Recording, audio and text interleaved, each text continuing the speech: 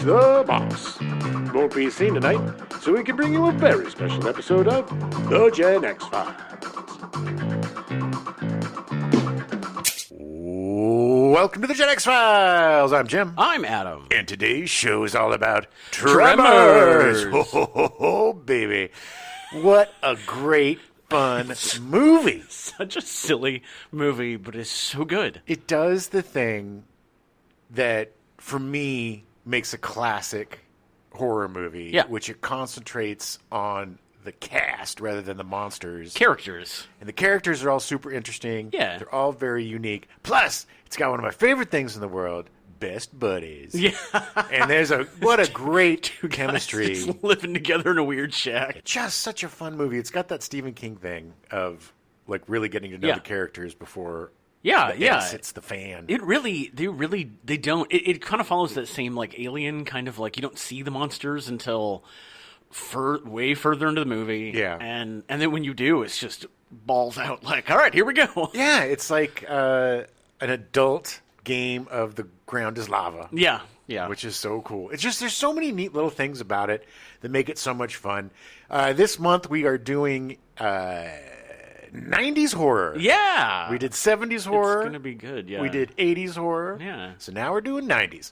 We're doing this, we're doing Scream, and we're doing Candyman. God, I haven't seen that in forever. But this opened up the 90s. 1990 was released. It's so good. It's such a great movie. It feels timeless. Like, it doesn't, there's not a lot that's dating it. No. I mean, some of the trucks maybe, but like for the most part, this is something that could have taken place now. Sure, it's isolated.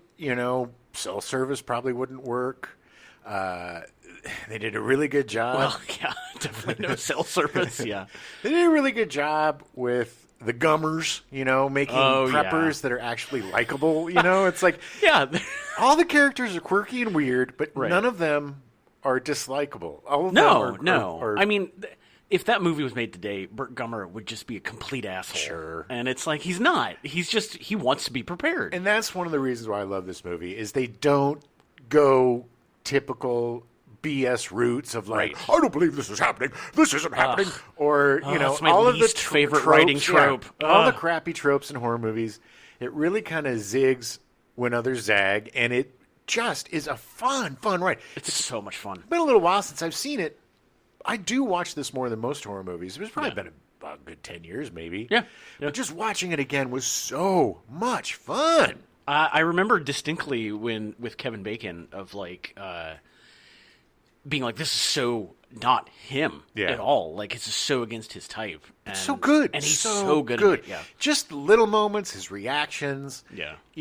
Everything, like, his growth. Yeah, becoming the hero, like getting to the point where it's like the beginning, they just want to run away, and then there's a lot of growing up, and and going from that stupid 5, you have to have boobs that won't quit, and these eyes, and blonde hair, and a butt, and all this superficial list, weird misogyny. That Fred Ward's like, your list is stupid. You're never going to find it. And it's Fred Ward that is the voice of reason. He's trying to push when they meet Rhonda. They're trying to push together. And just like an organic love story. It's just everything happens so organically. And it's one of those rare B movies where everything fits together and makes it a complete cult classic. Yeah. It's just, at the end of the day, it's just so much fun. Yep. It is such a good... It has some really good scares in it. But it's so much fun. The effects hold up. The grabbers or grubbers. Graboids. The graboids. They still look fine because they were practical and they looked. No, they were all practical. Little tongue things are a little, but they still even look good. They got the goop. They got still. It's creepy. Yeah, it's like when she's in the station wagon and they're like banging against the car windows. It's gross and really creepy. Yeah, it's great. Well, let's get going. All right, take yourself back to 1990. Yeah, January 1st, the first internet companies catering to commercial users, PSINet and EUNet, began selling internet access to commercial customers in the United States and Netherlands, respectively. Yeah, just for nerds. Wasn't until January 1st, 1990. That's so weird. Because I got on the internet shortly after that. AOL happened. My body got online. Yeah. No, but I got on AOL shortly after that. It wasn't too long. I didn't hit the internet for years, like until the really? 90s. I was just the kinda nerd. I had a friend who was into it, and I was fascinated by it, but I didn't really have a computer for years. It was weird, really? yeah. Oh, yeah. January 13th, Douglas Wilder becomes the first elected African-American governor as he takes office in Richmond, Virginia. Crazy that Took didn't until happen. Yeah. 1990. Crazy. January 15th, telephone service in Atlanta, St. Louis, and Detroit, including 911 service, goes down for 9 hours on Martin Luther King Day due to an AT&T software bug. Yeah, the software bug is AT&T is racist. Thank you. That's what I was definitely implying. Yes. I'm no fan. Allegedly. I'm no fan of AT&T. If you've listened to the show, you know how much I loathe them. And terrible. I can't believe how happy I've been since I've divorced myself from all AT&T products. Yeah. I got my folks. I think they're heading to T-Mobile. Oh, really? Good. Yeah, because they hate AT&T too. F you, AT&T. Yeah, AT&T is bad. January 19th, Tremors is released in theaters. Graboid. It's one of those, like, I mean, and we'll talk about this, but it should have come out the year before, but unfortunately, Post pushed it back to January. And you would think in January it's like, oh, it's where they dump all the crappy movies and all that. But especially back then. Yeah. But that being said, obviously this became a cult classic for a reason. So I think, and I know we'll get into it, but I honestly believe that if they would have released it in '89 as an R-rated movie, it would have been a hit. I agree. And if they had a decent marketing plan. I agree. Yeah, well, they had the support of the studio. Yeah, Mother Hopper! Yeah. So the concept of Tremors was originally conceived in the early 1980s when writers S.S. Wilson and Brent Maddock were working for the United States Navy as filmmakers in charge of creating educational safety videos. Sounds fun. While getting footage, the two climbed a large desert boulder and asked the question, what if there was something that wouldn't let us off of this rock? That inspired the two to start brainstorming ideas for a monster movie, which was eventually dubbed Land Sharks. Land Shark. I just love the fact that they're working for the Navy and they're like, let's climb on this rock and play pretend. That sounds like so much fun. That's what I would do. Oh, yeah. But that just reminds me of the SNL sketch with Sketch. Yes. It's not a sketch. It's No, a it's a sketch. sketch. The Yes. SNL. Well, the SNL is why they eventually changed the Red title. Bull's kicking it. Yeah. But, oh, God, that was a funny sketch. It was with, great. Chevy Chase. It was the Ding beginning of SNL one-note joke. That was so funny. Candygram. Well, I think you're a shark. No, I'm flower delivery. Pizza delivery. And then they'd open the door and the shark It's a would eat shark, them. and they would get eaten. Oh, simple concept. They did that like 15 times. Yes, Jaws, baby. They shared their idea to their friend Ron Underwood, who was working with National Geographic as a documentary director and used his knowledge of zoology to better develop the land sharks into creatures that could realistically exist. They did. They even explain like how it propels itself, and yeah. it seems biologically sound. I'm Yeah. not a biologist. And I'm really, really glad that they made the college student, the grad student or Yeah. whatever, not a biologist and just a seismologist. Right. Because it would have just been too easy to like, it's like, that's what I love about Bacon constantly like, what do we do? And she's like, Why are you asking "What?" me? It's like, I don't well, know. because you're smart. Yeah, well, it's compared, in To everybody in town, yeah. in the land of the blind, the one-eyed Yeah. grad student is queen. Yeah. They would spend the next handful of years returning the idea, but never fully fleshing it out. One of the first movies Underwood worked on was Future World in 1976 as a production assistant. That was a sequel to Westworld, wasn't Correct. it? Yeah. The film starred Blythe Danner and Peter Fonda, actors he would later direct in 2004, a TV movie called Back When We Were Grown-Ups.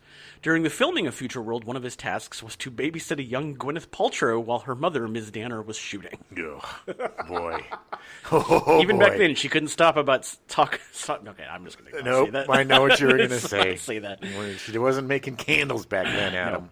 Soon after, Underwood served as a location manager on the Peter Hyams directed motion picture Capricorn 1 in 1978. Oh, that's a guilty pleasure. Oh, yeah. That's got a O.J. Simpson in it. It does. It's He's like the an faking of the astronaut. moon Yeah, landing. yeah. While working these films, Underwood was shooting short films, mostly educational films, for a production company called Bar Films. He would shoot hundreds of shorts, including Deer in the Works, a Kurt Vonnegut short story that was adapted by Brent Maddock and S.S. Wilson and starring Dennis Dugan. Nice. That's a good story. Yeah. Oh, I love Vonnegut. I miss Vonnegut. I need to reread him. God, he was one of my favorite authors. In college, my second to last year in college, because he went to the University of Iowa, like he was big in the writer's workshop there, I got to see him speak, and it was incredible. That is incredible. One of the most incredible, talks I've ever been to, because he was just so down to earth and just so, he was He's old at that hilarious. point, so he was just like, whatever. He was in Back to School. Yeah, he's with so great. Rodney Dangerfield. Rodney Dangerfield. I mean, he had a sense of humor. Yeah. God, in high school, I was in like a English class that taught a couple of his books, and I just was hooked, man. Oh, Anything I could get. Breakfast Champions is one of my favorite books. Yeah. I play piano. He's so good. He's so good. Everything.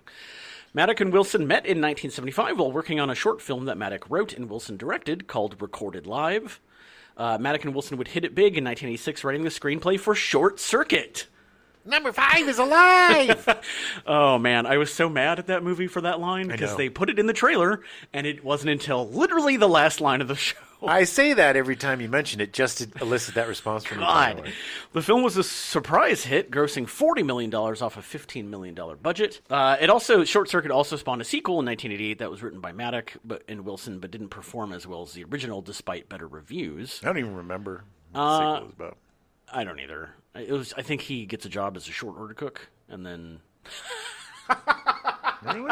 No, I don't Was Fisher Stevens in it? Yeah. In fact, I want to say I think Fisher Stevens was technically the lead. With his groundbreaking role as an Indian American. The success of Short Circuit and Steven Spielberg's love of the concept turned Batteries Not Included into a feature film. Do you remember Batteries Not Included? I definitely do. It had Don Amici in it. It was about a down-and-out bunch of people in a apartment building and a bunch of little tiny Forrest Whitaker and little aliens. It was cute. It was a good movie. It was originally supposed to be featured on Amazing Tales, the TV show, but Spielberg thought it would do well with a family-friendly audience. Ended up making over $65 million off a $25 million budget. It was a very cute little movie. Yeah. From that, Maddock and Wilson did story consultant work on The Land Before Time, which was being produced by a new offshoot of Amblin Entertainment called Amblimation. Hey guys, we're going to consult on Land Before Time. I don't believe the dinosaurs spoke. I could be wrong, but I'm just saying you're taking a big risk there. I literally included this just because I wanted to say Amblimation. Amblimation. Which I don't think really existed of this. And actually, a guest of the show, his dad wrote The Land Before Time. Who? Gus Krieger. Oh, yeah, nice. His dad wrote The Land Before Time. Well, then I'll stop teasing it. Maddock and Wilson started shopping around their Land Shark script again, but opted to change the title so as to not make readers think it was about the SNL sketch of the same name. Land Shark. They changed the title to Beneath Perfection, the name of the town it's set in. Not much better. No. At the same time that Maddock and Wilson were gaining popularity for Short Circuit, Ron Underwood was also making a name for himself. He established himself as a director when his live-action stop-motion film adaptation of Beverly Cleary's The Mouse and the Motorcycle won a Peabody Award, which was followed 2 years later in 1988 by the sequel Runaway Ralph, for which he received a Daytime Emmy nomination. The Mouse and the Motorcycle is really good. Have you seen it? Yeah. Yeah. So now the writers and the director they decided to go with casting. Because they need a cast, Adam. Cast. It's not an animated movie. It's not a big cast, but it's a cast. You're going to need it. The cast Kevin Bacon is Valentine McKee. Almost all the actors were cast through open auditions, a rare practice for studio films. There were offers, however, for the role of Valentine McKee to Bill Paxton, Matthew Modine, and Bruce Campbell, among others, before Universal cast Kevin Bacon due to his star power. All great actors, but I don't think they would have captured the character as well as Kevin Bacon. I agree. There was such an innate likability. And also, he wasn't dumb. No. But he wasn't smart, and you could see things working in his mind. But he was aware of that. Like he wasn't one of those like, I hate everything because I'm dumb. He was self-aware to the fact that it was a very interesting. That's his relationship with Fred Ward, and that he always because he thought Fred Ward was smarter than he was. Sure. So he just always was kind of like, okay, you know what you're doing because he's older. Yeah. Well, and he's like I'm going along with it because you made a good choice. Good decision. Sugar daddy. Yeah. Okay. In 1982, Bacon portrayed Timothy Fenwick in Barry Levinson's film Diner, co-starring Steve Guttenberg, Daniel Stern, Mickey Rourke, Tim Daly, and Ellen Barkin. An amazing movie if you haven't seen it. I've never seen Diner. Such a great movie. We will cover it at some point. And unfortunately, probably the best thing that Barry Levinson's done. Oh, you think so? I think so. I mean, I know I know he's done. He did that Tom Cruise movie with the brother. Rain 20 Man. minutes to 20 minutes to Wapner. And And he did his Balmer trilogy. He did get an Oscar for that. Great movie still, but still, it's like it. But Diner watch it today. was great. It doesn't hold up as well, in my opinion. Yeah, but Diner still does. And Diner, the thing that's so great about that is you see all of these amazing actors at the beginning of their careers. Right, And it's right. like every Right. single one of those guys went on to have like, Have a pretty big great careers. career. Yeah, yeah. And they're all so great. And it's just a fun movie about friends. It's part of his Baltimore trilogy, Right. which also includes Tin Men, about selling aluminum siding. Okay. With Richard Dreyfuss. And then there was a third one that I can't remember. But I love Barry Levinson. But if you haven't seen Diner, excellent, excellent movie. So Bacon's portrayal of Timothy Fenwick made an impression on critics and audiences, and he parlayed that into the lead role in Footloose, which made him a superstar. Yeah? Yeah, it was huge. I just want to dance. You turn him into John Travolta. Yes, Travolta was originally supposed to have a part. Oh, my favorite part of Footloose is when he has his anger dance in the barn. Oh yeah, the well placed like rod where he jumps up and he's doing like the acrobatic circles. Like Hey, it's man, great. he was It's mad. great. He was so mad. He danced it out, Jim. Well, he got him to dance. Unfortunately, Bacon was typecast for a while with parts that were very similar to his roles in Diner and Footloose. Like Quicksilver. Yeah, Which is a great movie. I tell you, I love that movie. Look, that was another one that Kevin- was on all the time. Kevin Bacon has all of these hidden gems that didn't Oh, do yeah, really well yeah. but should have, that are just a victim of either poor timing, poor advertising, or it's like, it just seems like Hollywood never really knew what to do with Kevin Bacon. Yeah, yeah. And that's a shame. Yeah, it really was too bad. Due to being typecast, he started rejecting these parts and sought out as many against-type parts as he could. This included She's Having a Baby in 1988 and The Big Picture in 1989. Oh, have you seen The Big Picture? Oh, yeah. Oh, yeah. my God. That is one of my favorite. That's one of the Kevin Bacon reasons I movies. wanted to come to Hollywood was The Big Picture. It did a good job of. It really did a good job of portraying independent film and Yeah, the predatory studio system. At the time of filming, during the spring of 1989, Kevin Bacon's wife, Kira Sedgwick, was in her third trimester of pregnancy with the couple's first child, what they would later name Travis. Yes, they were thanked in the credits. Yeah, well, they were. Both Travis and Travis is like in his 40s now, 30s. 30s. Yeah. With cell phones virtually non-existent in 1989, a telephone was installed on the set in order to allow Bacon to remain in touch with his wife from the set's isolated location. Yeah, the cell phones they had at the time were the size of a shoebox. Yeah, and they were not efficient. and they at didn't all. have good range. No, You can talk for 29 seconds and then it cuts out. right, and it cost you $4,000. Yeah. Bacon's wife went into labor during his last day on the set right after filming of the scene where Walter is killed by the graboid. Oh no. The couple's son, Travis, was born June 23rd, 1989.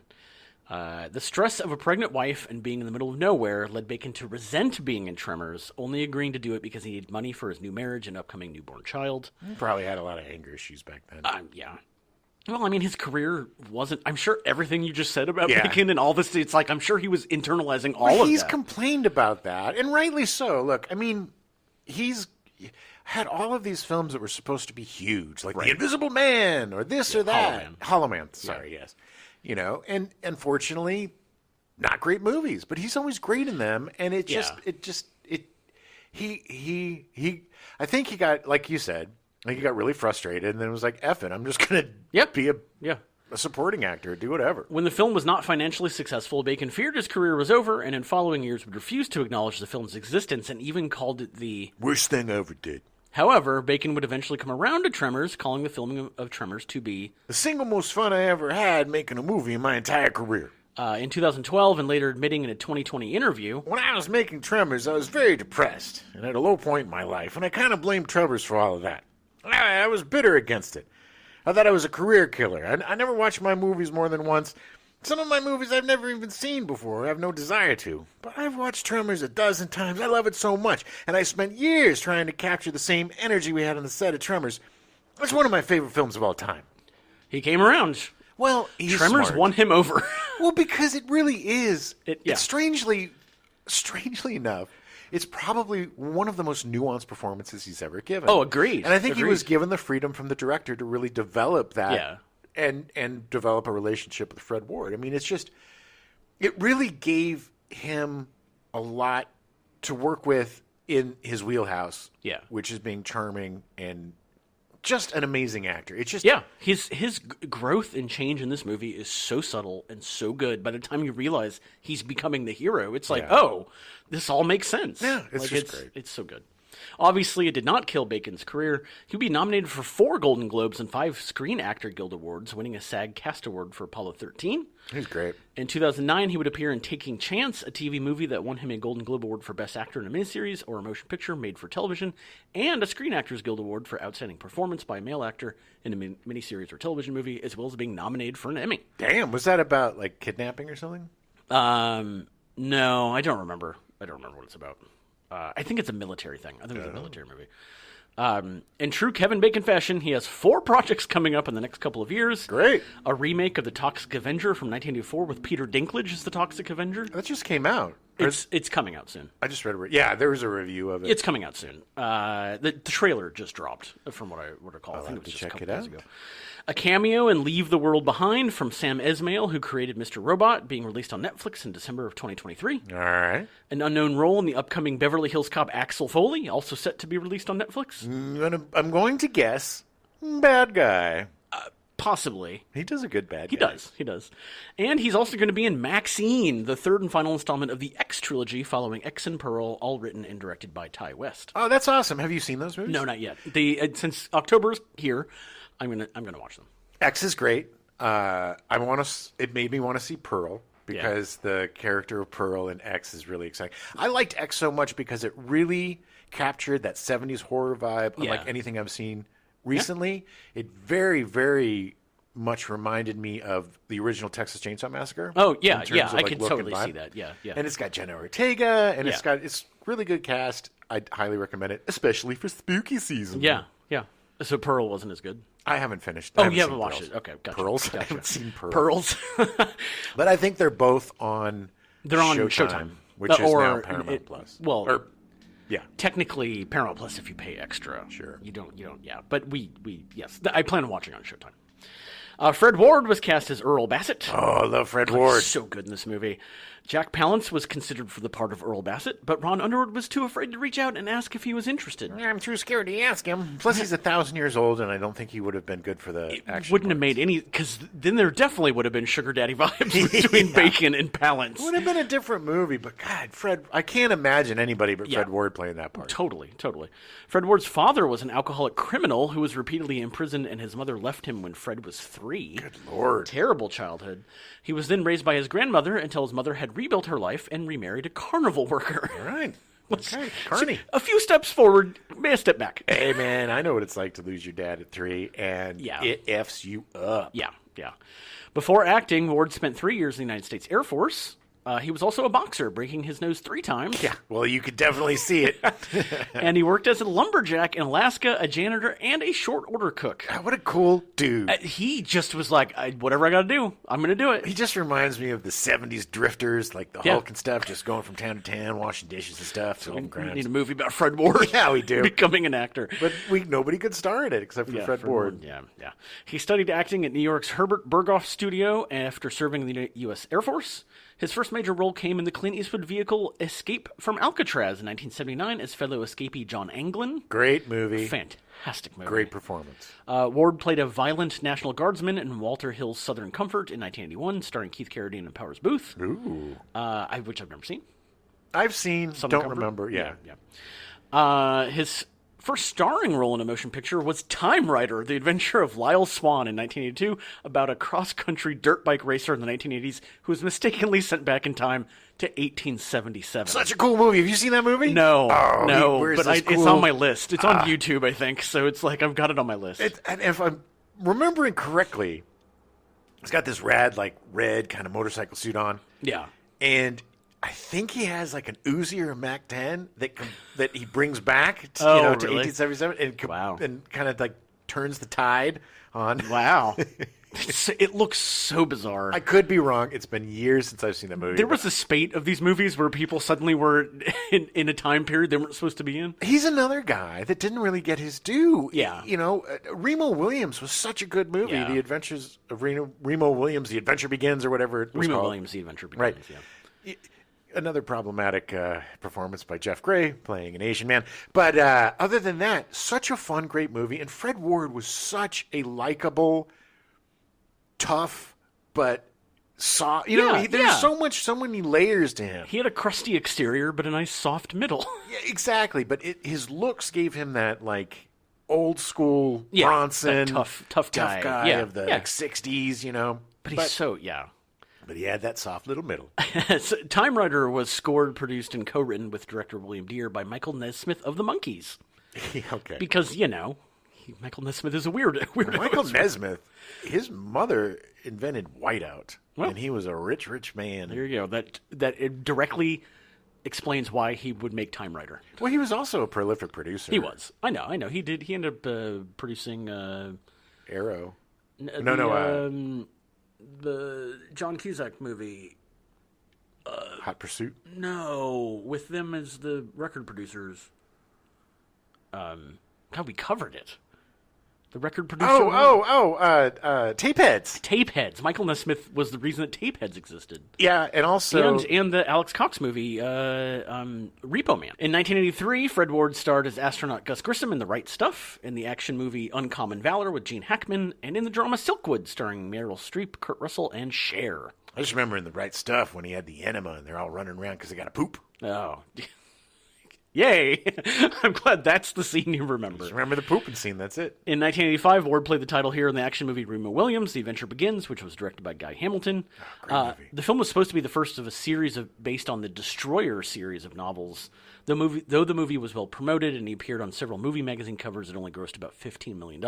They didn't know how to market it. Killed it. Yeah, I mean, I remember that. Loved that movie. So did I. So did everybody who saw it. It's just, again, there was this dirge of marketing. This just like whoever was in charge of marketing in like the 90s and late 80s just didn't know what they were doing. Well, this is why 15 years later, all they're doing now is remakes because it's way easier to market stuff you already know. Sure. Because they're lazy. Yep. Ward would have a long, prolific career appearing in movies such as Henry and June, The Player, Swing Shift, Shortcuts, and 30 Minutes or Less. Henry and June, great movie. The Player, Robert Altman, amazing. He's so good in it. Yeah. Swing Shift, all right. Yeah, very good. Shortcuts, again, Robert Altman, amazing movie. Yeah. Shortcuts is based on a bunch of Raymond Carver short stories, and he does this story. It's he and Huey Lewis and a couple other guys. And they're on a fishing trip. And they find this body, but then they decide like they don't want to ruin their fishing trip. Yeah. It was just really weird. And then the repercussions afterwards. Ann Archer plays his wife. Yeah. It was one of if you haven't seen Shortcuts, definitely check it out. The Player too. It's great. Yeah, Robert Altman. This is when he was at his prime. Like he was so exactly. Good. And there's no other filmmaker like Altman. He loves noise. Yeah. He has all the extras actually talking. There's just like you can put your attention anywhere. It's just a very realistic. He's fantastic. Unbelievable way of filmmaking. Yeah. Fred Ward's last role was playing the father of Colin Farrell's detective in the second season of HBO's True Detective. Yeah, he was great. Unfortunately, Fred Ward died on May 8th, 2022 at the age of 79. It was never revealed how he died, but his last wish was for memorial tributes to be made to Boston University's Chronic Traumatic Encephalopathy Center, implying a brain disease. Oh. Yeah. But it's unfortunate. He had a good run, really good run, but even 79 is too young. Yeah, especially he had so much more work to do. Yeah. Boston University's my alma mater. Yeah. Finn Carter was cast as Rhonda Lebeck. Rhonda! The college student. College student. She's a grad student. I mean, technically still in college, but okay. When you say college student, you think of them as being like 18, and she's not. Right. Carter started as a theater actor and scored a role in the CBS daytime soap opera As the World Turns from 1985 to 1988. Soap operas were just about every actor that you know from 60s, 70s, and 80s, and 90s. That's where they got their start. And then it turned into Law and Order. Yeah. As the World Turns was my mother's favorite soap opera, so I'm sure I probably saw her in this. Well, sure. And also, like, a lot of soap operas shoot in New York, and same thing with Law and Order, and then all these theater actors. Yeah, right. That's how they pay their bills. Yeah, it's like, hey, I'm just going to go do a stint on the, whatever. It's so crazy. It's money. For the scene in which Rhonda had to get out of her jeans to escape the graboid about to eat her, Finn Carter intentionally didn't rehearse the scene. That way, the response she gives to having to undress in front of Kevin Bacon in less than 5 seconds was authentic. I guess it adds realism. Sure. I'm just glad she was wearing clean underpants. Yeah, she was. She later had a recurring role in the ABC drama series China Beach. In 1992, she played the leading role in the action film Sweet Justice, also starring Frank Gorshin and Mark Singer. Okay. It looks terrible. Well, Frank Gorshin's great. He played the At original that point, Riddler. he was 95 years old. Probably not as good. Mark Singer, he was the Beastmaster. And that's somebody else. You want to talk about somebody that should have had a bigger career? Mark Singer? Yeah. Yeah, he was good as the Beastmaster. He's got that, like, B-movie action vibe. You know? The same thing is not Fernando Lamas, but Lorenzo Lamas? Lorenzo Lamas from Greece. From Greece, yeah. You know, all those guys, the Hercules guy that's a jerk something now. about you, Kevin Sorbo. Yeah. There's just something about you that doesn't make you a leading actor Right. or a big A-list actor. Yeah. And it's unfortunately, I loved Beastmaster. Sure. And I thought he was going to be huge, and then he just kind of disappeared. Yeah, the Beastmaster was great. We'll definitely cover that. God, I he love had that cool movie two so ferrets. much. Those ferrets, yeah. In 1986, she had a supporting part in Rob Reiner's drama Ghosts of Mississippi. The following year, she guest starred on Law and Order, Murder, she wrote. Diagnosis, Murder. ER, The Outer Limits. NYPD Blue, Chicago Hope. Judging Amy, Strong Medicine, and CSI Crime Scene Investigation. Unfortunately, Carter has fallen on some hard times in recent years, getting arrested in Las Vegas in 2019 for a stolen car and 14 counts of possessing a credit card without the cardholder's consent. Oh, no. Both charges are felonies. Prosecutors had 90 days to file a criminal complaint. Carter was released from custody by a justice of the peace with the promise to return for an October court date despite not having a permanent address. Oh, no. And that's all I could find. I have no idea what happened. I don't know if she showed up at court, if she was charged, or if her alleged substance abuse got the better of her. Oh. This was a while ago, so I mean, there should be something, Yeah. but all the research I did, I could not find out if she actually is in prison now or what. I hope not. That stuff just breaks my heart. You know, the sister from that 70s show, or the sister from Different Strokes. A lot of sisters. Oh, yeah. SAG needs to do something to help these people. Something, set up some yeah, sort of something, foundation yeah. or something. Yeah, it's bad. There was a Facebook comment on an article that sounded like it was somebody that knew her, but I didn't want to include it because it's Facebook, Right. so I don't know if they knew her or not. Sure. But it just, especially with this, it makes me so sad because I had forgotten how much I liked her in Yeah. this movie, and like, Yeah. it's like, oh man, she was so charming and like worked so well with Kevin Bacon and Fred Ward, and like, she was so good in this, and it just makes me sad. Too bad they didn't. If they would have brought her back for some of the sequels, maybe she would have been. She should have. I mean, you know. But speaking of the sequels, Michael Gross was cast as Burt Gummer. I love Michael Gross. Oh my God, he's so good in this movie. I just love. My favorite is when he gets so mad and Reba McEntire's like pull him down. It's like, come on, man. It's like, no, you're the hippie dad from Family Ties. No, he's just like, I'm gonna take a pipe bomb and I'm gonna walk out and just blow them all up. She's like, Jesus, honey. She's like, good Lord, dear. Good Lord, dear. Oh, it's so good.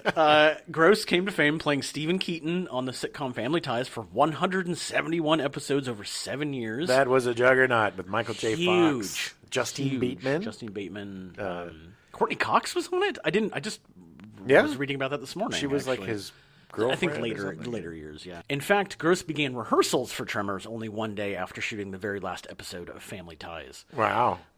Burt's 1989 GMC Jimmy was Gross's personal vehicle. Nice. He bought it brand new in 1988 and kept it until 1997. That's very practical. And then he actually bought another one and used it for another like 15 years. Well, it's got a good name, the Jimmy. It does. Producers asked Gross to audition as they thought his sitcom star power would help sell the film. Well, it's also such great casting. Yeah. I love it when actors just go 100% against type. Right. And they're just Right. like, F my last role. I am going to do this. Gross has had a long career appearing on television shows including Boston Legal, How I Met Your Mother, Batman Beyond, ER, Parks and Recreation, Law and Order, and two of its spin-offs, SVU and Criminal Intent. Probably playing different characters every time. Yes. In fact, I want to say I think he was on Law and Order a couple of times. Oh, he has been. I Yeah. definitely remember him on SVU. I'm an SVU head.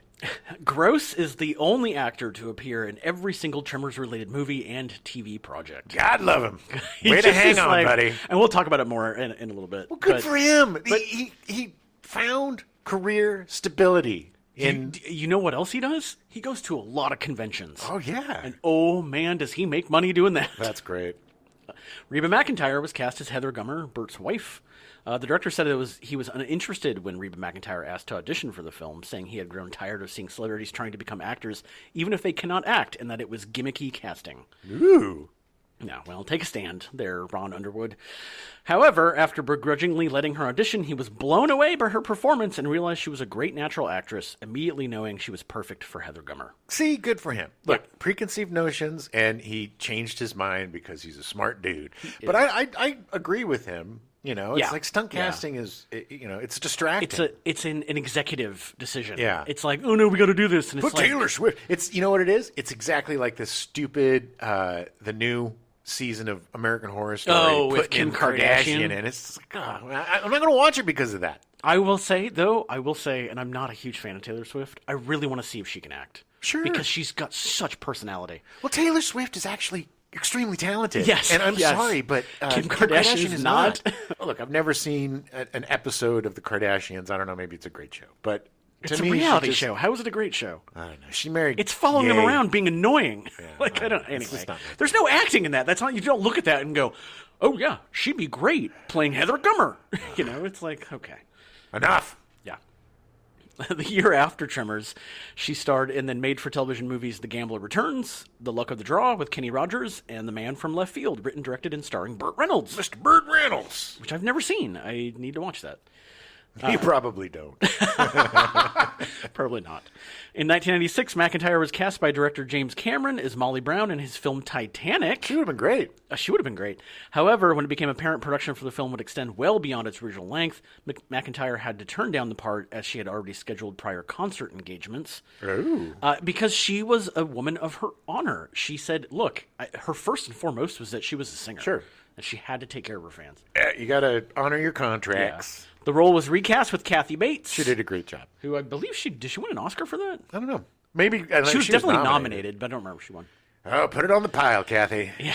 You talented bastard. She was so good in that. But you're right. After seeing Tremors, Reba McEntire would have been fantastic. Sure. Kathy Bates is great in everything. She's just a powerhouse. Yeah.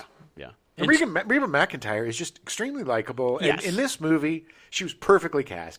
And her chemistry with Michael Gross, I think with a different actor opposite Michael Gross, might not have been as good a performance because they played off of each other so well. Oh, no. And she really allowed him to go against type. I believed that they were a couple, and they both had the same vision of how they need to live in the desert and be away from people. The scene of them in the basement with their wall of guns going after the graboid. I just love that it just pans over and it's this giant wall of guns. Just when she's got the double fisting and she's double wielding them pistols and he's shooting and he gets the elephant gun. Oh, almost to the point of parody, but not quite. No, because it seems plausible. Yeah. You know, we all know people like they that. just kept cutting back to different guns and shooting. It's just funny. So funny. It was funny.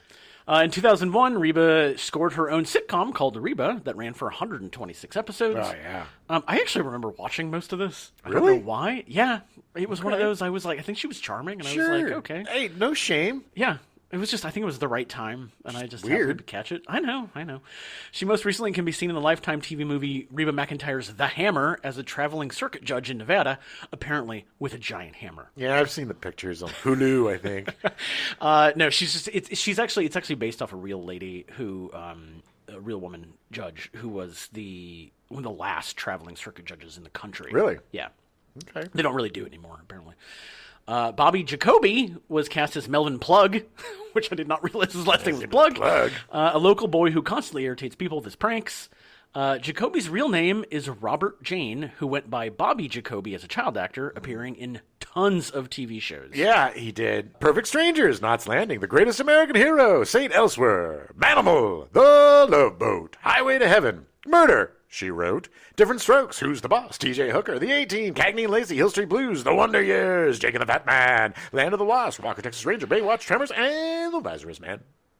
He also appeared in the feature films Iron Eagle, Meet the Applegates, and Wizards of the Lost Kingdom 2, starring David Carradine. Nice. We had a...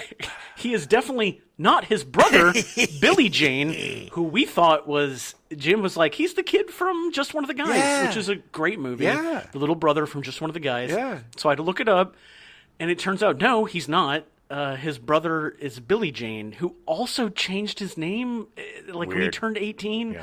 It was convoluted. We couldn't tell if it was the same guy with different names or brothers or whatever. Plus, there's another guy, the kid from that played the older brother on the Wonder Years, and he was also in Scrooge. Oh, yeah. He also looks like the two of them. Yeah, you're right. For some reason I thought maybe it was Bobby Jacoby that was in Scrooge. I was like, It's the they have that look. Yeah. And they even look like the kid from Big, it's to a like certain this degree. Buster Brown look. It's just kind of like this. Hey, they all have the kind of way of talking. It's kind of like I'm a fast talking weirdo. And they're all kind of. I mean, not the kid from Big so much, but like they're all that kind of like I don't like authority, and I'm just going to do my own thing because I'm a kid. Just kind of have this thing going on. I did just see Bobby Jacoby in The Golden Girls, which Phoebe and I are watching. Him playing like a grandson who's just like shows up and is like, "All right, I'm out," and then like goes and gets in trouble and like precocious. And Blanche, I think it was Blanche's grandkid. Sure. She has to like lay the law down or something. Yes, she does. Yeah, and of course they all grow to love him and blah blah blah. Because they're Golden Girls. That is a way better show than I remember it being. It's a great show. So I've intermittently seen it when it was on. I haven't watched it since. It's so good. What a great I mean, look, you got Betty White. You have B. Arthur. Rue McClanahan. Oh my God! Oh man, the old lady who's not an old lady. The one that was like the youngest but played the oldest. No, actually Blanche was the youngest. She was 51 when she was doing Golden Girls. Good Lord, now I feel old. Rue McClanahan. The others were in their 60s. Yeah, but a fun show. It's a great show with great cast. I love it way more than I thought I would. So it's just one of those weird giddy things. I'm like, maybe you can rewatch Reba after this. Hey, there you go. Let's gotta find it. Hopefully, it's on some streaming. Or Murder, she wrote. Robert Jane, as he goes by now, not Bobby Jacoby, he has spent his adult life cultivating a career in real estate development and construction strategy expertise. Okay. Recognized as a spatial design expert, his work has been featured in the LA Times. Nice. Yeah, it's just it's weird. Like, that kid? Really? He pivoted, man. In 1998, Jane became a world-class blackjack player and played blackjack professionally with a team of well-known card counters from 2000 to 2005. Damn. In his 2010 book, Repeat Until Rich, Josh Axelrad describes his experiences in Las Vegas with Jane and a team of card counters as they use big player and call-in tactics to win millions of dollars. Damn. Jane became a well-known player and was entered into a blacklist by the Griffin Agency, known for supplying intelligence information to casinos regarding players that can, quote-unquote, hurt the casino by winning money. Nice. Under the name Bobby J, Jane played in the very first World Series of Blackjack. Okay, what an interesting guy. Jacoby's last credits are appearing in the first 3 movies of the Mythica series, which was distributed internationally by Highland Film Group, a company that I used to work for. The hell is the Mythica series? It's a really awful fantasy series. Oh, okay. Really not good. There were like 5 of them. It was a lot. These guys would make them for like $500,000. And we would sell them internationally for $1 million, and it was like, hey, we made money. Let's make another one. Bing, bang, boom. Yep. Charlotte Stewart was cast as Nancy Sterngood. She was the mother of the little girl that was pogoing. Mindy Sterngood? Mindy? Yeah. Is that her name? Mm-hmm. Mindy's the daughter. Oh, Mindy. Yes. Sorry. Yes. Didn't mean to throw you off. I thought I got Nancy's name wrong. Stewart is most famous for her role as the school teacher Eva Beadle Sims on Little House on the Prairie. Yes. And her work with director David Lynch, including playing Betty Briggs on Twin Peaks and Mary in Eraserhead. Oh God, have you seen Eraserhead? Oh yeah. Oh man. Oh yeah. I saw it on the big screen. We gotta lynch it. We gotta lynch it up. Oh, I know. We soon. definitely have to do. We gotta lynch month. It's been a long time since I've seen it. Me too. But God, that in. Blue Velvet, and then Mulholland Drive, which is a little later. Yeah. I didn't love Mulholland Drive. I liked it. I haven't seen it in a long time, so I know a lot of people that really love that movie. Sure. So anyway. Charlotte Stewart can most recently be seen in Twin Peaks The Return. Nice. Ariana Richards as Mindy Sterngood, Nancy's daughter. Richards made her acting debut in 1987's Into the Homeland, a made-for-cable release that starred Powers Booth. Powers Booth. In 1989, she had a supporting role as Carol Weatherby in Prancer. Yeah, about a horse. Prancer? No. Prancer was about the Santa Claus's reindeer. Yes, didn't it get lost and she had to help Prancer? Yeah, they had to bring it. Yeah. Okay. Her most notable appearance was as Lex Murphy in the first Jurassic Park film. So funny. Which Jim was like, she looks just like the girl from Jurassic Park. I didn't know that actors did other roles. She just recently redid her Jello jiggle from Jurassic Park. Oh, yeah. You know, when she's about to eat the thing, and she's like, and she starts shaking when she sees the raptor.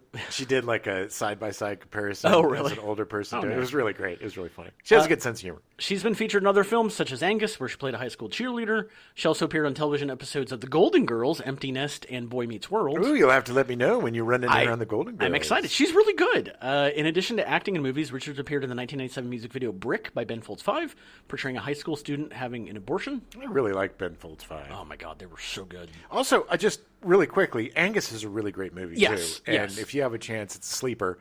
Check that out. Such a good movie. She stopped acting after appearing in Tremors 3, Back to Perfection, but expressed interest in wanting to come back to acting in a 2006 interview. She would appear in the TV film Battle Dogs in 2013, starring Dennis Haysbert, Henry Hudson, and Bill Duke. Okay, good cast. And unfortunately, she has not acted since. Oh, well, maybe she'll come back. She's really good. I mean, here she's much younger, but she was great in Jurassic Park. Yeah. She's a good actor. Tony Gennaro was cast as Miguel. Oh yeah, the one character in this movie that always forgets in the movie. Well, he's very subtle and he's just kind of there. Yeah, he's just there. He survives, doesn't he? I think so. Yeah. I think he makes it. Gennaro is a character actor who appeared in La Bamba in the Milagro Beanfield War before Tremors. He was so good in the Milagro Beanfield War. Yep.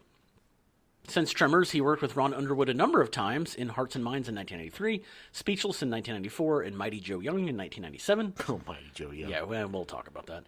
He would also appear in The Craft, Phenomenon, The Mask of Zorro, Double Take, Anger Management, World Trade Center, and The Soloist. Good. He died at home in 2014 at the age of 72. No. Yeah, he had a good career. Richard Marcus was Nestor Cunningham, a local resident, who get killed. Yeah. What is up with Nestor, man? He's a weirdo. Marcus is most well known for a recurring role on St. Elsewhere between 1982 and 1986, and for appearing in 45 episodes of The Pretender from 96 to 2000.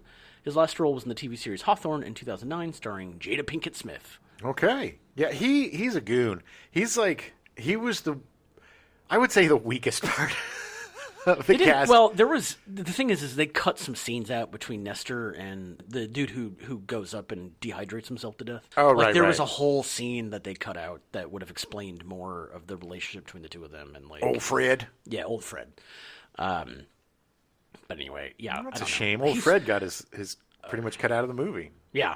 I mean, Victor Wong was cast as Walter Chang. Victor Wong, baby. Pat Morita was asked to play Walter Chang, but due to his success in the Karate Kid films, wanted too much money for the part. Of course he did. Oh, Pat Morita.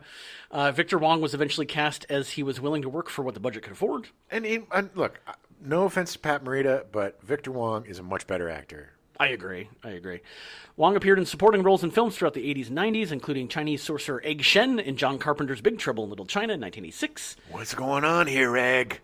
Listen to our podcast episode on that movie. Learn more about Wong, and the movie's so good. Royal advisor Chen Bao Shen in the Best Picture winning The Last Emperor in 1987.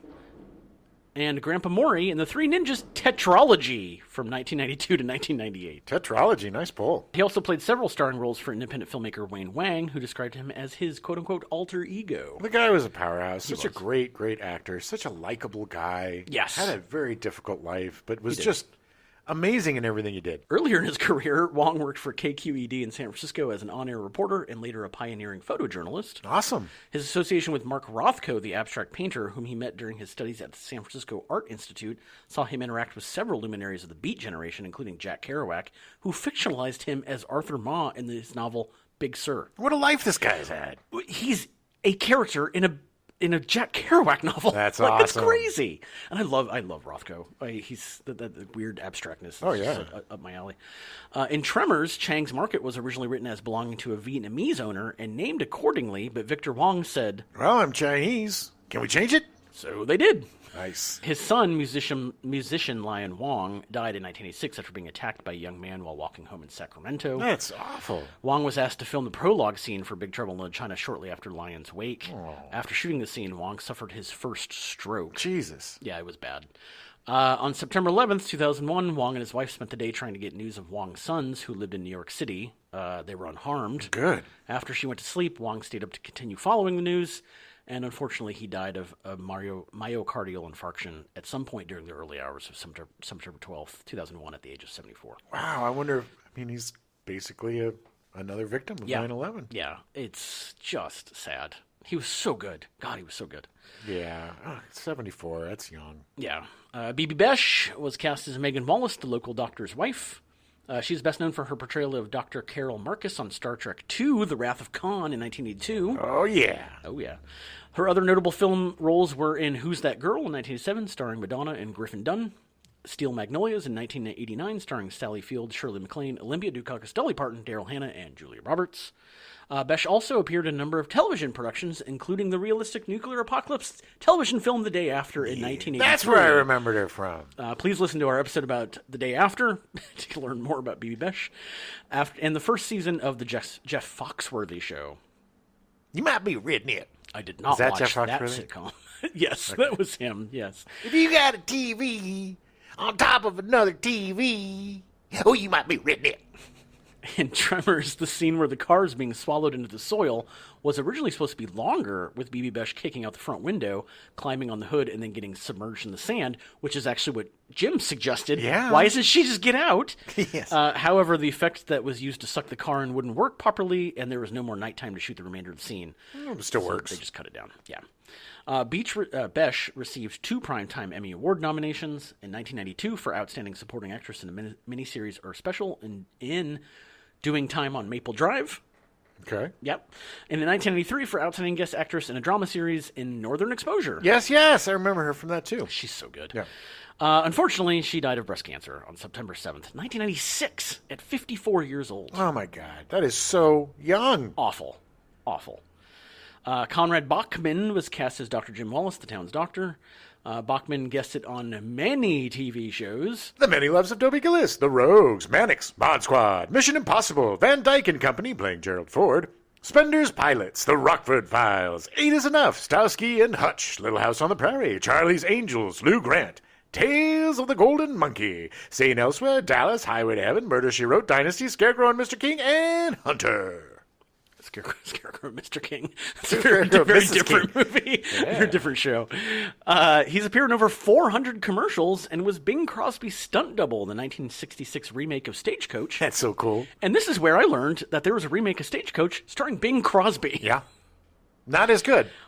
What? In the 1995 film Outbreak, he played the governor of California. He most recently can be seen in The Wedding Pack 2, The Baby Pack. Such a good movie. If you haven't seen, I don't even know what that is. I think it's a Netflix original thing or something. Well, good for him for but still acting. He's still working. Yeah. Good Lord. I mean, he seemed old back then. Yeah. Sunshine Parker was cast as Edgar Deems. He typically played minor roles as either a bum or an old codger/geezer stock character. Like Edward Deems. Edgar Deems. Edgar Deems. Yeah. He's got that beard, man. Yeah. He's got that crazy old coot beard. He's got a coot beard. He appeared as 3 different characters on Bonanza, 5 different characters on Little House on the Prairie, and 3 different characters on Aftermash. Ooh, Aftermash, the greatest show on TV. He was the hobo in Pee-wee's Big Adventure. They sit on the edge of the train car and sing songs together. He's so good. He also played Emmett, the long-bearded landowner, in the Patrick Swayze action movie Roadhouse. Pain don't hurt. One of his last appearances was in The Adventures of Briscoe County Jr. in 1993. Such an underrated show starring Bruce Campbell. Such a good show. He died of pneumonia at the age of 71 in 1999. Ugh. Yeah. So the creatures for Tremors were designed by Amalgamated Dynamics. Amalgamated Dynamics. Sounds like a robot. Sounds like it came straight out of T2. Yeah, it's like Boston Dynamics. Is that the one that makes all those crazy robots? Robots. Robots. The full-scale graboid, seen after being dug up by Val, was cast in lightweight foam. It was placed in a trench and buried and dug up again to achieve the desired used effect. Look great. Just a little bit about Amalgamated Dynamics. They were founded in 1988. Tremors was only the second movie they ever made effects for. God, that's crazy. Yeah, it's big. Notable work includes Death Becomes Her, for which they won an Academy Award for Best Visual Effects. So cool. Like, for Such the a great time, movie. Oh my God, such a good movie. Bruce Willis and Goldie Hawn and Meryl Streep. Yeah. Such a fun, Such a weird, dark great- movie. But like the shots with her, they Where they she's blow the hole into the middle of her and she's staring just looking her. through it. It's like, meh. It was for the time. It was groundbreaking. It was great, yeah. Oh, the Really? falling down the stairs God, and breaking everything and like, oh, such a departure for both Streep and Goldie Hawn. Yeah, yeah. And a really understated good performance by Bruce Willis. It's so good. I mean, we'll that he's a really good actor. Yeah. Oh, he was so understated in that movie. If you haven't seen it, definitely check that movie out. They also did the effects for Starship Troopers, which was also nominated for an Oscar. Excellent effects. And the practical creature effects seen in the Alien franchise from Alien 3 and on. Great. They're great. They did great work. In 2013, Amalgamated Dynamics successfully ran a Kickstarter campaign to fund their independent horror movie titled Harbinger Down. The film was released in August 2015 and features exclusively practical creature effects. Cool. I've never seen it. I would like to see it. Yeah, I would too. That's the one thing I do miss is even though some of them were goofy, practical effects just really add to the real. Yeah. It's like if these were all CG things, it wouldn't have been as effective. You watch later Tremors movies to see how ineffective it is. Ineffective. So they didn't keep doing the Tremors. I don't think so. I'm pretty sure when it went to direct-to-video, they started making. It was cheaper at that time to do CG. Sure, but. The impetus for the project Harbinger Down began when ADI, Amalgamated Dynamics, were frustrated that their practical effects for the Thing prequel, which tried to follow closely to the ones featured in the original 1982 film, had been mostly digitally replaced with computer-generated imagery by order of the studio.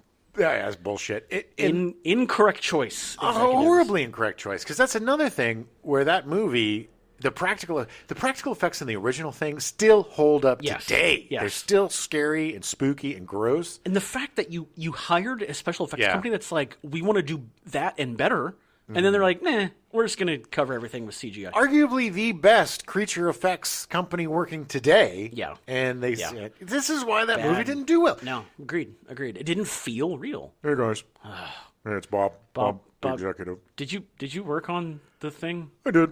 I consulted. I just came in as an effects consultant. I don't really know anything about effects, but I was like, why do you need practical effects? Just make it, just make it in, But Bob, you realize that they had already done all the practical effects. You just covered them with CGI. That's what I like to do. I like to come in and cover good stuff with crap. It's basically an executive's job description. I think I hear your kid knocking on the window of your car. Which one? I think it's the middle child. He's trouble. Yeah. All right. Well, thanks for stopping by. Yeah, anytime. God damn. I hate him so much. He's ruined so many movies. So the entire town was constructed from scratch, built near the town of Lone Pine, California. That's what blows me away is that first shot, that was all constructed. Yeah. The whole town. It's crazy. There are only 2 interior sets in the entire movie, Walter's store and Bert and Heather's basement. Every other shot is exterior. Yeah, it's crazy. So good. Composer Ernest Truth's musical score for the film went mostly unused. The studio thought it was... too goofy. And cut most of it, later hiring composer Robert Folk to write a new score that was more... serious and action-y. Despite his contributions, Folk ultimately went uncredited. Oh. And it's so obvious when there's action scenes and then it's like the full-on synth kind of going. Yeah. And then otherwise it's the character stuff and it's like more of a country music western. Yeah. Some harmonica going. Tremors was set for November 1989 release. However, the MPAA gave the film an R rating owing to language, and the creators decided at the last minute to make the film more commercially available. Over 20 or so uses of the F word were either cut or redubbed with softer words. Examples include, "Can you fly, you sucker?" and "We killed that mother humper," among several others. I also like the, there's more mother humpers. I like how they, they had to that cut away from humper, the mouth yeah, really yeah. quick. They had to cut away from his face before he said it. The film was pushed back to allow more time for editing, and the film was eventually released in January 1990 with a PG-13 rating. I truly believe that's a mistake, because horror movies do better when there are. Because people feel that PG-13 horror movies are watered down or not as scary. It makes more sense for someone to say MFer rather than mother humper. Yes. It just takes me out of it. It's like if you watch The Big Lebowski on TV, and, when the line, "This is what happens when you F a stranger in the ass." Yeah. And it's like, I can't remember the replacement, but it just doesn't, it doesn't make, when you meet a stranger in the grass, or something so it was stupid. The best example of that is them cutting, and I think I've talked about this before, was when Joe Pesci kills the guy with the pencil at the bar. It's like literally the camera goes to him and you see him grab the pencil and then it cuts to just this dude in a pile of blood. And it's like, what just happened? Joe Pesci, his character was lightning fast. He had a superpower. It's just, it's silly. To this day and age, the whole language thing, whatever. I mean, I get it for kids. But still, it's just their words. It kills the realism for me. I didn't miss anything, really. No. I mean, but it's like... It actually added to the charm, honestly. When Kevin Bacon repeats back Mother Humper, I was like, oh, okay. It's still fine. And they still snuck a couple of Effies in there. They did. And now you're only allowed one, but back then they snuck a couple in. Yeah, they got twos. Yeah. And a lot of S's, a lot of shits. Oh, yeah. Well, I love they replaced the F word with shit. It's like, to me, it's like, well, isn't that not... It's so bizarre to me. Yeah. These bad words. It is so bizarre. The concept of bad words is just ridiculous to me. I know. Ridiculous. A word is a word. It has a meaning. It's a bad word. If I'm using that word, I'm using it for a reason. Sure. But it's like that. Look, we don't typically use the F word on this show because we want to make it for everybody. But it's just, to me, that type of censorship is just really bizarre. It's just, they're words, people. I know. Wilson and Maddock later stated they were very happy with the decision to make Tremors appeal to a more family-friendly audience rather than an adult-oriented audience. Sure, because you can honestly enjoy this movie with your kids. Yeah. Older kids, you don't want to... Yeah, well, not 5-year-olds. No, but when your kid's 10, Yeah. it's like it'll be a fun little adventure movie to watch with your kids. Tremors opened on January 19th, 1990 in 1,457 theaters against no new releases and debuted at the number 5 spot, behind Born on the 4th of July, Tango and Cash, The War of the Roses, and Internal Affairs, grossing $3.7 million in its opening weekend. Tango and Cash. I love that movie so much. It's so awful. Me too. It's so good. It is not awful. It is awesome. It is a guilty pleasure because this is not a good movie. No, but it's you get to see it's when you get to see Sylvester Stallone. A quick talking guy. Everybody, I'm going to talk with you quick. Yeah, that doesn't help any. It dropped to number 6 on its second week, but would stay in the top 10 for 4 weeks before finally dropping to number 11 in week 5. With its $10 million budget, Tremors flopped at the box office, earning only $16.6 million, far below projected numbers. In 2019, Kevin Bacon hinted that Tremors only made a fifth of what the charts at Universal said it would. Its creators blamed the subpar theatrical performance on its marketing campaign. Yeah, you think? S.S. Wilson felt that the film was not well promoted once its release date was delayed, while Brent Maddox stated the theatrical trailer was cringeworthy and likely deterred audience. Yeah, it is. If you have a chance, go on YouTube and watch the original trailer for Tremors. It is not indicative of what the movie is. It's been a while since I've seen it. I'll have to watch it. Roger Ebert gave the film 3.5 out of 4 stars, admitting he was embarrassed. He enjoyed it so much, saying, Tremors succeeds in the fact that it puts its focus on fun characters instead of the creatures attacking them. And he called it goofy. A goofy, dumb, fun movie. He liked it the same reasons that we did. Exactly. Because when you're making a B, quotey quotes, movie, the best thing you can do is concentrate on the characters. Yeah. Because that's going to get the people to love it. They will forgive effects. They will forgive all sorts of things if they have a bunch of people that they really like and they want to root for. Exactly. Gene Siskel initially gave the film a negative review, stating, "A little of it goes an awfully long way. There are just so many tricks, though, that you can do with the worms. Tremors would make a cute short subject. It doesn't sustain itself for an entire film." However, in a rare change of heart for Siskel, he later reevaluated the film 2 years later, saying, "This picture has grown on me. I think it is worth a second viewing. There is a spirit of good fun there. Tremors is one of the B movies to get the formula right. I highly recommend it." Well, good for him. Good for him. The one thing, I make a lot of fun of them. I have a love-hate relationship with those boys, but I will give them credit because both of them would revisit films and be like, it's a much better thing than I initially thought it was. I love that Tremors not only won over Gene Siskel, but also Kevin Bacon, who was in the movie. Like, it's one of those movies. The more you watch it, the more you love it. You can't not like the movie. While only a modest hit at the box office, Tremors wanted to become a massive hit on home video purchases, rentals, and television, becoming one of the most rented films of 1990. Oh, yeah, I worked in a video store at that time, and everybody was wanting Tremors. Because of this, it gained a very large cult following over the years. Tremors debuted on VHS on April 1st, 1990, on Laserdisc on April 16th, 1996. Greatest format ever. Which was my 18th birthday. And on DVD on April 28th, 1998, with a Blu-ray on November 9th, 2010. And then more 4K Blu-rays, and then they just keep doing more and more of them. Good. They keep I had selling. the Laserdisc. No problem. The eventual success of this film on home video is what inspired Billy Crystal to hire Ron Underwood to direct his next film, the even more successful City Slickers in 1991. Well, anything was going to be more successful than... I know. Yeah, but City Slickers isn't a better movie. Yeah, it's fine.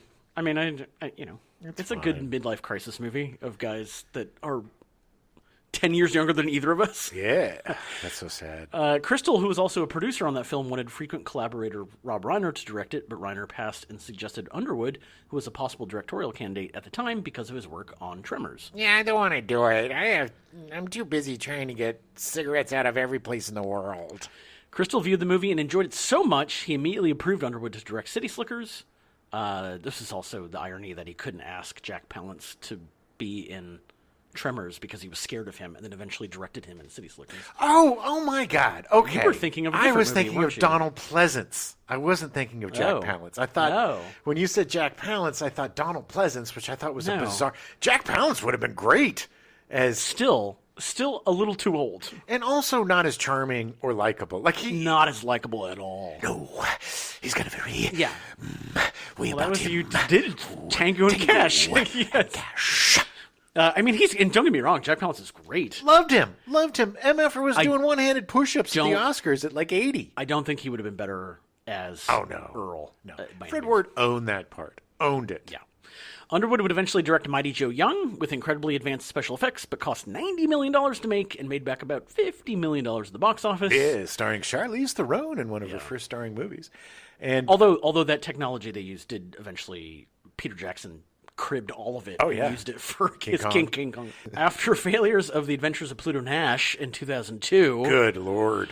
and In the Mix starring Usher in 2005, Okay. Underwood found his groove with TV. Yeah, he did. He has directed episodes of Monk, Boston Legal, Reaper, The Secret Life of the American Teenager, Ugly Betty, Eli Stone, Drop Dead Diva, Heroes, Castle, Burn Notice, Desperate Housewives, Once Upon a Time, Scandal, Grey's Anatomy, Nashville, Agents of S.H.I.E.L.D., Hawaii Five-0, The Good Fight, MacGyver, Magnum P.I., the bad one, Fear of the Walking Dead, and Evil. Yeah, great shows. It's also the new MacGyver, too, so I mean, it's not... I don't care about MacGyver. It ain't no Magnum P.I. Yeah, well. But Evil is a great show. A good friend of ours, Marty Matulis, plays the monsters on Evil. Yeah. He's also in one of the Star Wars shows as a pirate. Yeah, Mandalorian. Mandalorian. He played some guy, Zoosh or Cops. I don't remember his name. He wasn't in it enough. Gloop, but he has a figure and a like a Lego ship. And he does go to conventions as well. Yeah, way to go, Marty. Him and Michael Gross hang out together. That'd be awesome. I hope so. If you're hanging out with Michael Gross, Marty, give us a call. Give us an update. That would be amazing. Due to the success of the Tremors home video, a bunch of direct-to-video movies were made. A sequel, Tremors 2 Aftershocks, was released in 1996. Fred Ward and Michael Gross came back, with Earl being hired to hunt graboids in Mexico. Nice, because it's cheaper to film there. I've never seen Tremors 2. I did. The movie introduces a new graboid type called Shriekers. Yeah. It was directed by S.S. Wilson and written by Wilson and Maddock. The second sequel, Tremors 3, Back to Perfection, was released in 2001. Michael Gross, Charlotte Stewart, Ariana Richards, Tony Gennaro, and Robert Jane reprised their roles from the first film. I saw that. I think this was the last think I saw that one one that I saw. Because I was a huge, still am a huge Tremors fan, so I was going to give the sequels a shot. Sure. The film introduces a new graboid mutation known as ass blasters, which are propelled into flight by combustible flatulence. All right. Oh, jump in the shark. Jump in the shark with your fart monsters. Stalked by an albino sterile graboid known as El Blanco. Okay. It's up to Bert and the townsfolk to save their town. The movie was actually directed by Brent Maddock. Brent Maddock and S.S. Wilson and Ron Underwood created a production company called Stampede Entertainment. So they did a bunch of these and a bunch of other stuff. I'm pretty sure there was a Tremors marathon that I watched, and I've seen. Oh, I think yeah. I've seen all of these. Yeah. In 2003, the franchise spawned a television show called Tremors the Series. The show aired in 2003 on the Sci-Fi Channel, but was canceled after one season. The episodes were actually aired out of chronological order, making it very confusing to watch. Wait, was Michael Gross in the show? Yes. Nice. It's a sequel to Tremors 3 starring Michael Gross and Dean Norris. Nice. Dean Norris, of all people. Well, Dean Norris yeah. did a lot of work He before did. Breaking Bad. He did. And a lot of work since. It was created by the original creative team of Maddock, Wilson, and Underwood. The next film was a prequel, Tremors 4, The Legend Begins, in 2004. Yeah, it's a Western. I did see this one. Set in 1889, it depicts the town of Rejection, which is the location that would later be renamed Perfection. It stars Michael Gross as Hiram Gummer, the great-grandfather of the character Burt Gummer. Yes, it does. It was written by Scott Buck, who has written for 6 Feet Under, Rome, Showtime's Dexter, Everybody Loves Raymond, Coach, Inhumans, The Oblongs, and Iron Fist. And it was also directed by S.S. Wilson. I thought it was really funny that this guy who wrote for 6 Feet Under wrote Tremors 4. I know, and Rome, and Dexter. Yeah, Dexter. I mean, Yeah. Coach. Yeah. People seem to enjoy Everybody Loves Raymond. I don't think I've ever seen an episode of the show. It's fine. It's fine. Oblongs? Very Oblongs funny. is really funny. It's very, very dark. Yeah. Following an 11-year gap, Tremors 5 Bloodlines was released in 2015. Oh, that was a dark 11 years, man, with no Tremor movies. The film stars Michael Gross reprising his role as Burt Gummer, now a star in his own survivalist web series, and his new cameraman, Travis Welker, played by Jamie Kennedy, who reveals that he is the son of Burt from a one-night stand 40 years earlier. They are approached by the South African Wildlife Ministry, who hire them to deal with ass blasters in South Africa. Oh, God. Do you see what's happening with the series? God, how many scenes was Jamie Kennedy in his tighty-whities just being... I will give Jamie Kennedy this. I will give him the Scream movies, which I really enjoyed. I was him going in. to say, this is not the last time we talk about him this month. And I will give him Bowfinger, which I thought he was great in. Yeah. I think Jamie Kennedy is good. I think, he got a little bit too famous and and leaned into this annoying thing. He peaked in Scream, and then he just tried to play that character in everything. Yeah, and that character it got really old really Yes, fast. yes. No, but still, again, Jamie Kennedy, talented kid, just Yeah. a victim of his own. Yeah. A 60-minute pilot for a second television series, also titled Tremors, was filmed in 2017, but no further episodes of the show were ever filmed. No. Kevin Bacon was actually hired to reprise his role from the first film. So weird. It was directed by Vincenzo Natali, the guy who directed Cube and more recently the Stephen King and Joe Hill adaptation In the Tall Grass. What's that? In the Tall Grass? Yeah. It was a Netflix thing. It's been on for a while. I think it's got dude who played the Punisher. Thomas Jane. Thomas Jane, isn't it? Really? No, and I'm That's thinking of 1923. 1922. In the Tall Grass is literally it's kind of like I haven't seen it yet, but it's very similar to the movie The Vines or whatever with the kids that go down to South Africa and they end up getting Right. stuck on a thing. In the Tall Grass, the grass is alive and it Oh. kills people when you go into it. I wonder if I've seen this. It seems like it's something I would watch if it's a Stephen It's a Stephen King and Joe Hill thing, so I assumed you had. I just love Vincenzo Natali. Yeah. The first Cube movie is one of my favorite things of all time. It was a great It's movie. Such a good movie. And so much done with so little. Yeah. The following year in April, Bacon said via his Instagram account that... The network has decided not to move forward. Yeah. Which is, I don't know, I don't think this is available. I'll have to try to find it, but I don't think the pilot's available anywhere. I'd like to see it. Unfortunately, yeah. The franchise's sixth inclusion, Tremors, A Cold Day in Hell, came out in 2018. The film takes place in Nunavut territory in Canada, with Burt and Travis tasked with fighting graboids in the snow. Nice. Obviously, Michael Gross and Jamie Kennedy come back. The dream team. Another direct-to-video sequel, Tremors Shrieker Island, was released in October 2020. Michael Gross returns along with a new face, John Heder. From Napoleon Dynamite? Yep. Okay, I'm down. I like John Hader. It takes place on Dark Island with Travis's mother from the one-night stand learning about graboids and studying them on the island. John Heder, I think, is like his assistant or something, because Jamie Kennedy did not come back. But was Jamie Kennedy too big for it now? He wasn't as big of a star as John Heder. But spoiler, Burt Gummer finally dies at the end of the movie. Yeah. No, that's like killing off Luke Skywalker. But The 5th, 6th, and 7th movies had no involvement from the original creative team of Maddock, Wilson, and Underwood, as Universal wanted complete creative control of the film. So it's not canon. Despite dying at the end of the 7th movie, Michael Gross hasn't ruled out another sequel. He said, The door is still open for an 8th Tremors. It may seem unlikely by what people saw on screen, but it is possible. There could be an 8th, and if there were, and if it were an interesting story, I would be up for it because Bert is always a great deal of fun. It would depend on his physicality, how much they want me to do. If it's another 2 years, I'll be 75 years old. So I will continue to hope and pray that I stay in shape to do what is asked of me. If it is asked of me. Michael Gross seems like the nicest man alive. Well, he's the father gets of Michael B. his Keaton. fans, Yeah. man. Like, he gets his fans. Like, he has just had so much fun playing, because it gets so ridiculous by the end. And then the last movie was released straight to Netflix. Oh, wow. So it's on Netflix. Oh, I gotta check it out. Shrieker Island. I want to see it. I might have watched it. Because Tremors has always been a guilty pleasure of mine. Yeah. I've always liked the movies.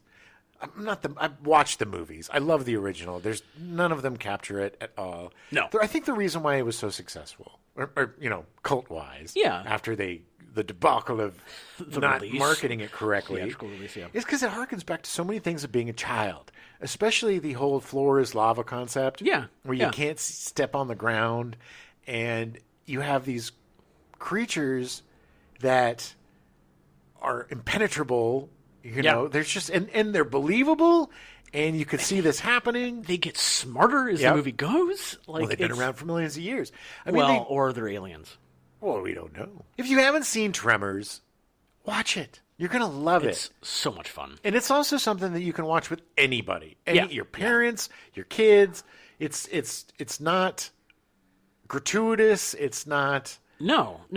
super bloody. I mean, there's bloody, gross parts to it. Yeah, there's definitely some grossness to There's it. some language to it, but it's just a charming, fun film about a group of weirdos who get trapped in the middle of nowhere in this crap little town. It is- by giant it is- sandworms. My absolute favorite, like you said at the beginning, Stephen King does this a lot, where it's just a group of characters that suddenly have to deal with something. Oh yeah, And they have to they can't get away, they have to figure out how to deal with it. and a great opening shot of Kevin Bacon taking a pee. The whole Off opening of is the him taking a cliff, pee off the of a cliff where they end up shooting the Yeah. graboid out into the Exactly, foreshadowing. Can you fly, Mother Humper? Yeah, Mother Humple. But Oh, yeah, it's such a good movie. Highly recommend it. great way to pop off our 90s horror month. This one's great. I think this would be, strangely enough, I think this would be a fun double feature with Alien. I agree. I totally agree. I think maybe watch Alien first. Yes. And then Tremors afterwards, because it's going to be a lot more fun. Tremors is when you start open up that fifth beer. Yes. It's like you're or like, that yeah. blunt comes out. yeah. If you're so inclined. But yeah, I mean, again, just really fun, likable performances. Just a movie that's breezy and fun, and it's going to entertain you and take you on a ride that you want to go on. That you're going to want to go on, and you're going to want all of these. I was so bummed. Spoiler alert: when Walter died. Yeah. It was so I sad. I know. He was my favorite He's character. such a great character. Why didn't they kill Miguel? Who cares about Tony Gennaro? Here we go. Tremors is awesome. Check it out. We'll see you next week when we come back with a little candy man. Watch out for the bees! Kevin Bacon's wife, Kira Sedgwick. So if you haven't seen Short Circuits, it's such a great Shortcuts. movie. If you haven't seen Shortcuts or Short Circuit, it's The Many Lives of Dope. Oh, shit.